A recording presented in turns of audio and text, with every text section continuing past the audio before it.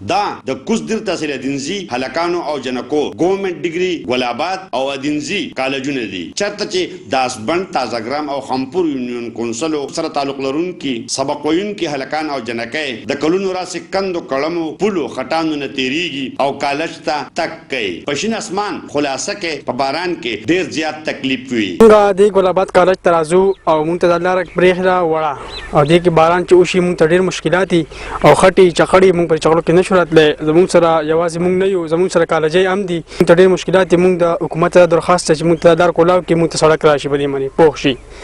زه ستاسو ډېر شکریا ادا کوم چې تاسو زموږ د لارې دا کوم مسله چې دا هغه تاسو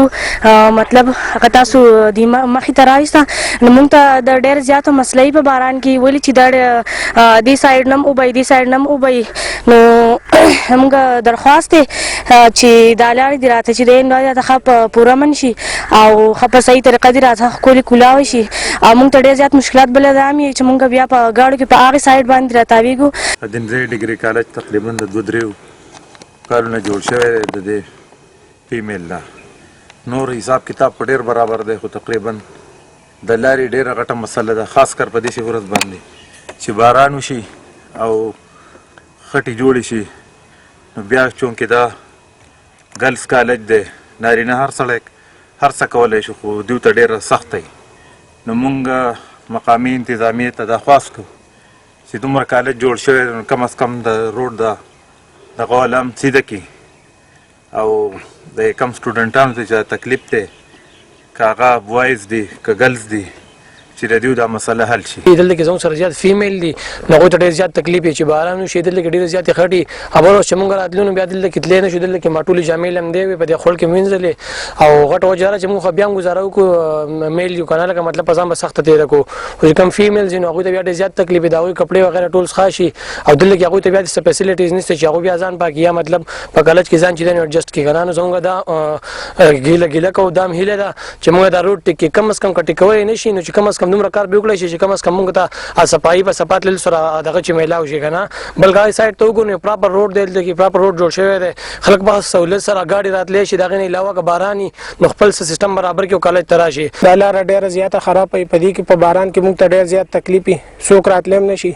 کالج ته مونږ د دې وجې نه راځو په باران کې بیا پرنسپل صاحب مونږ باندې جرمانه مو ولګوي د ګلاباد او ادینزي هلکانو او جنکو ګورنمنت ډیګري کالجونو سبق ویونکي هلکان او جنکې د حکومت سره د پټو د مالکانو نه هم ګیلمن کولاو لارې پرېښودو او سړک جوړولو غوښتنه کړې ده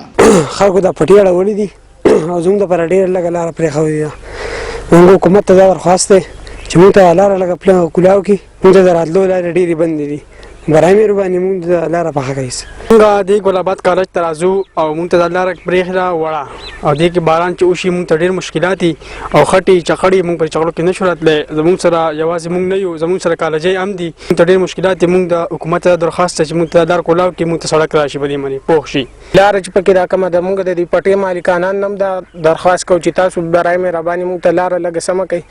لکه مونږ ته ډېر تکلیف دی دې نه مونږ د کالج او د ځمکې کوم خاوندان چې دي مونږ دا مطالبه کوو چې مونږ ته د کالج له ښکلې سړک وباسي د ګلاباد هلکانو او جنکو ګورنمنت ډیګري کالجونو ته اسبند سړک نه تر کالج پورې سړک یا په خلار دغه کالج ته تلونکو هلکانو او جنکو بنیادي ضرورت دی او دغه ضرورت نه پوره کول د سیاسي او حکومتي ذمہ دارو په کارکردګۍ سوالیه نشان دی محمد اسرار خیبر نیوز چکدره کوزدر